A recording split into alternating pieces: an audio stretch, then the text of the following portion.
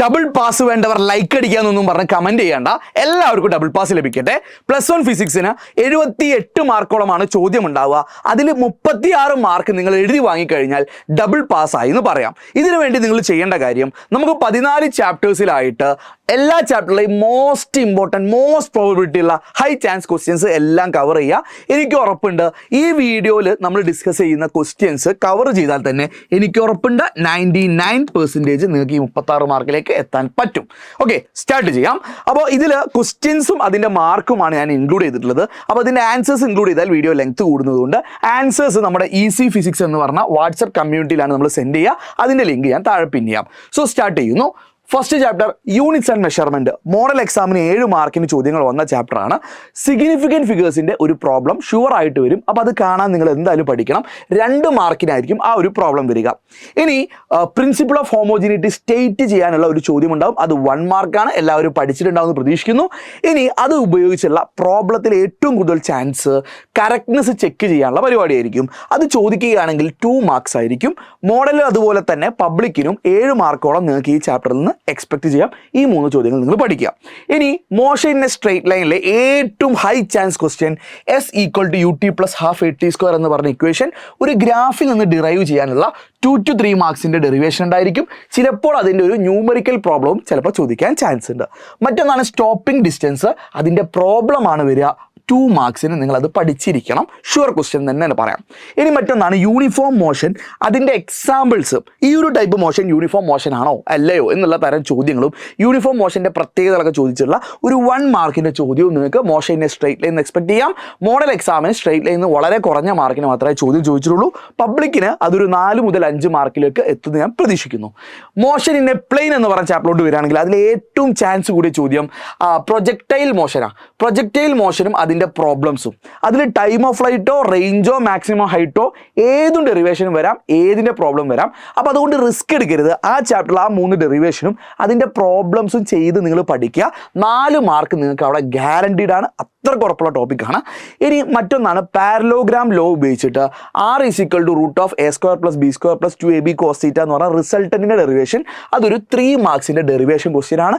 Sure തന്നെ പറയാം. ഇനി ഈ ചാപ്റ്ററിൽ ഒരു ചോദ്യം കൂടി ഞാൻ ഉറപ്പിച്ച് പറയുന്നു. അത് സെൻട്രിപിറ്റൽ ആക്സിലറേഷനുമായി ബന്ധപ്പെട്ട അതിൻ്റെ ഡെറിവേഷൻ ഉണ്ട്. അതൊരു 2 മാർക്സ് നമുക്ക് ചോദിക്കാം.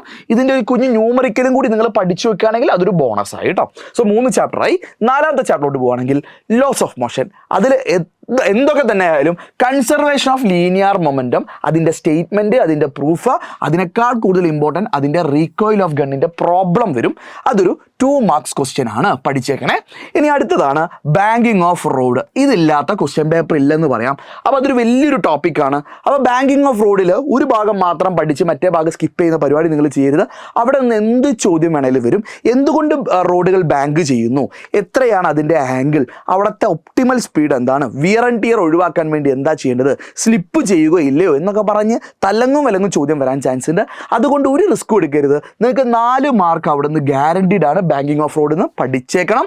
മുഴുവൻ ടോപ്പിക്കും കവർ ചെയ്യുക. Recoil of banking of road. അതുകൊണ്ട് ഞാൻ അവിടെ പ്രോബ്ലം സ്പെസിഫൈ ചെയ്യുന്നില്ല. ഇനി അടുത്തത് F = m ൻ്റെ ഡെറിവേഷൻ ഒരു 2 മാർക്സിന് വരും എന്ന് നമുക്ക് പ്രതീക്ഷിക്കാം. റെഡി. ഇനി അങ്ങനെയാണെങ്കിൽ വർക്ക് എനർജി തിയർ അല്ല, വർക്ക് എനർജി പവറിൽ ഏറ്റവും most probable question work energy തിയറത്തിൻ്റെ പ്രൂഫാണ്. അതൊരു 2 മാർക്സിന് നമുക്ക് എക്സ്പെക്ട് ചെയ്യാൻ പറ്റുന്ന ഒരു ക്വസ്റ്റ്യൻ ആണ് കേട്ടോ. 2 മാർക്സിൻ്റെ ക്വസ്റ്റ്യൻ ആണ്. മറ്റൊന്നാണ് conservation of mechanic energy in a freely falling body. ഒരു ഒബ്ജക്റ്റ് ഡ്രോപ്പ് ചെയ്ത് കഴിഞ്ഞാൽ താഴത്തേക്ക് എത്തുന്ന സമയത്ത് പൊട്ടൻഷ്യൽ എനർജി കൈനറ്റിക് എനർജി ആയിട്ട് കൺവേർട്ട് ചെയ്യുന്നു.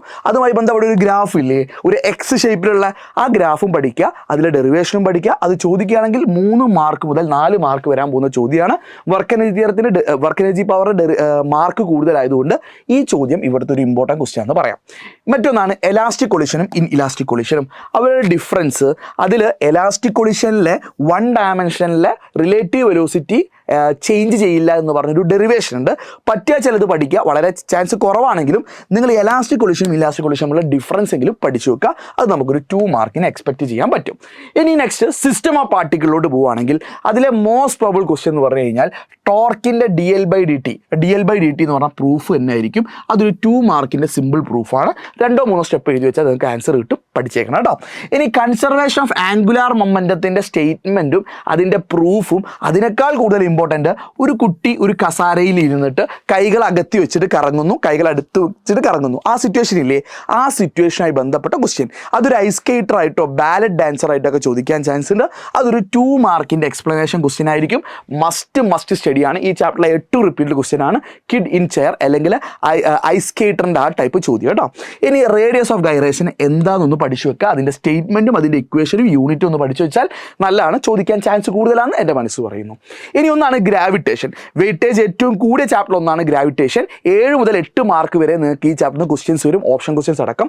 അപ്പോൾ അതിൽ കെപ്ലർസ് ലോയിൽ നിന്ന് ഒരു ഷുവർ ക്വസ്റ്റ്യൻസ് ഉണ്ടാവും. മേ ബി സ്റ്റേറ്റ്മെൻറ്റ്സ് ആയിരിക്കും. First law, second law, third law state ചെയ്യാനായിരിക്കും.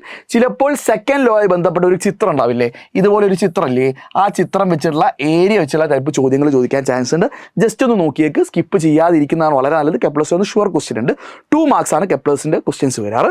ഇനി അതേപോലെ തന്നെ ആക്സിലറേഷൻ ഡ്യൂ ടു ഗ്രാവിറ്റി, അത് ഹൈറ്റിലും ഉണ്ട് ഡെപ്തിലും ഉണ്ട്. ഹൈറ്റ് നിങ്ങൾ പഠിച്ചു കഴിഞ്ഞവരാണെങ്കിൽ ഡെപ്ത് മസ്റ്റായിട്ട് നിങ്ങൾ പഠിക്കുക. ഡെപ്തിന് ചാൻസ് കൂടുതലാണ്. ചോദിക്കുകയാണെങ്കിൽ ഒരു 3 മാർക്സിൻ്റെ ഡെറിവേഷനാണ് ചോദിക്കുക കേട്ടോ.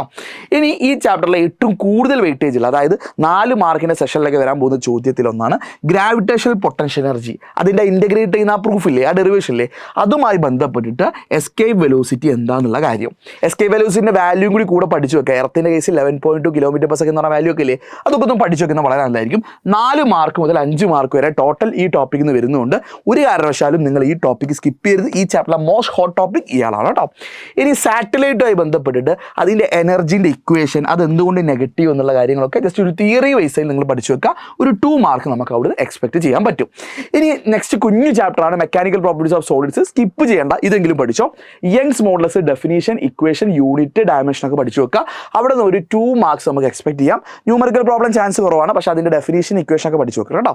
പിന്നെ ഹൂക്സ് ലോ എന്താണെന്നും അതുമായി ബന്ധപ്പെട്ട ഗ്രാഫും പഠിച്ചു വെക്കുക 2 മാർക്സിനും. പിന്നെ ഒരു സ്ട്രെസ് സ്ട്രെയിൻ ഗ്രാഫ് ഉണ്ട്. നിങ്ങൾ സ്ട്രെസ് സ്ട്രെയിൻ ഗ്രാഫ് വരച്ചിട്ട് അങ്ങനെ പോകുന്നില്ലേ, അതിലെ പോയിന്റ്സ് മാർക്ക് ചെയ്യുക. ഫ്രാക്ചർ പോയിന്റ്, അതേപോലെ പ്രപ്പോർഷണൽ ലിമിറ്റ് എന്ന് പറയുക, അങ്ങനത്തെ പോയിന്റ്സ് ഇല്ലേ, അതൊക്കെ മാർക്ക് ചെയ്യുന്ന ഒരു ടൈപ്പ് ഗ്രാഫ് ഉണ്ടാവും. ആ ഗ്രാഫ് ചോദിക്കുകയാണെങ്കിൽ 2 മുതൽ 3 മാർക്കിന് വരും. ഇത് ഈ ചാപ്റ്ററിലെ മസ്റ്റ് സ്റ്റഡി ടോപ്പിക്കാണ്, സ്കിപ്പ് ചെയ്യരുത് കേട്ടോ. അപ്പോൾ അടുത്തത് ജസ്റ്റ് നമ്മുടെ +2 ബാച്ചിനെ കുറിച്ച് പറഞ്ഞുതരാം. നമ്മൾ April 8 തന്നെ +2 ബാച്ച് സ്റ്റാർട്ട് ചെയ്യുന്നുണ്ട്. നിങ്ങൾക്ക് ധൈര്യപൂർവ്വം ജോയിൻ ചെയ്യാം. നമ്മളിത് നവംബറിൽ തീർക്കും കേട്ടോ. April 8 തുടങ്ങുന്ന സൂപ്പർ ബാച്ച് നമ്മൾ നവംബർ ലാസ്റ്റ് വീക്കോട് കംപ്ലീറ്റ് ചെയ്യും. അപ്പോൾ അതുകൊണ്ട് നിങ്ങൾക്ക് ഫൈനൽ ടൈമിൽ 2-3 തവണ റിവൈസ് ചെയ്യാൻ ടൈം കിട്ടും. നമ്മുടെ മുഴുവൻ ഫാക്കൽറ്റീസ് നിങ്ങളുടെ കട്ടക്ക് സപ്പോർട്ടായിട്ട് എല്ലാ ഫീച്ചേഴ്സുള്ള ബാച്ചാണ്. നിങ്ങളിപ്പോൾ രജിസ്റ്റർ ചെയ്താൽ മതി, ഫീസൊക്കെ പിന്നെ അടച്ചാൽ മതി. അതിൻ്റെ ഫോം ഞാൻ താഴെ കൊടുക്കാം. റെഡി. ഇനി mechanical properties of fluids, most demanding ചാപ്റ്ററാണ്. 10 മാർക്കോളം നിങ്ങൾക്ക് ഇതിന് എക്സ്പെക്ട് ചെയ്യാം. 8-10 മാർക്ക് ഈ ചാപ്റ്ററിൽ നിന്ന് വരുന്നതാണ്. അപ്പോൾ ഒരു കാരണവശാലും സ്കിപ്പ് ചെയ്യരുത് എന്ന് പറയുന്ന ചില ക്വസ്റ്റ്യൻസ് ഉണ്ട്. അതൊന്നാണ് ഇക്വേഷൻ ഓഫ് കണ്ടിന്യൂറ്റി ഇക്വേഷൻ അല്ലേ, ആ ഇക്വേഷൻ, സ്റ്റേറ്റ്മെൻറ്റ്, ഇക്വേഷൻ പഠിച്ചു വെക്കുക. അതേപോലെ തന്നെയാണ് ബെർണോളിസ് പ്രിൻസിപ്പിൾ, അതിൻ്റെ പ്രൂഫ്, ആ ഫിഗർ വരച്ചുള്ള പ്രൂഫ് ഇല്ലേ, അത് കംപ്ലീറ്റ് ചെയ്യുക. അത് 3 മാർക്സും ചോദിക്കാൻ ചാൻസ് ഉള്ള ക്വസ്റ്റ്യൻ ആണ്, സ്കിപ്പ് ചെയ്യരുത്. അതേപോലെ പാസ്കൽസ് ലോ, കുഞ്ഞു പരിപാടിയാണ്. പാസ്കൽസ് ലോ എന്താണെന്നും അത് വെച്ചിട്ട് ഹൈഡ്രോളിക് ലിഫ്റ്റിൻ്റെ ക്വസ്റ്റ്യൻ ഇല്ലേ, ഹൈഡ്രോളിക് ലിഫ്റ്റിൻ്റെ ഒരു പ്രോബ്ലം നിങ്ങൾക്ക് എക്സ്പെക്ട് ചെയ്യാം. ആ പ്രോബ്ലം ഒരു 2-3 മാർക്കിനായിരിക്കും വരിക. റെഡി. ഇനി ഒന്നാണ് ടെർമിനൽ വെലോസിറ്റി. സ്റ്റോക്സ് ലോ ചോദിച്ച് ടെർമിനൽ വെലോസിറ്റിൻ്റെ ഒരു ഡെറിവേഷൻ ഉണ്ട്.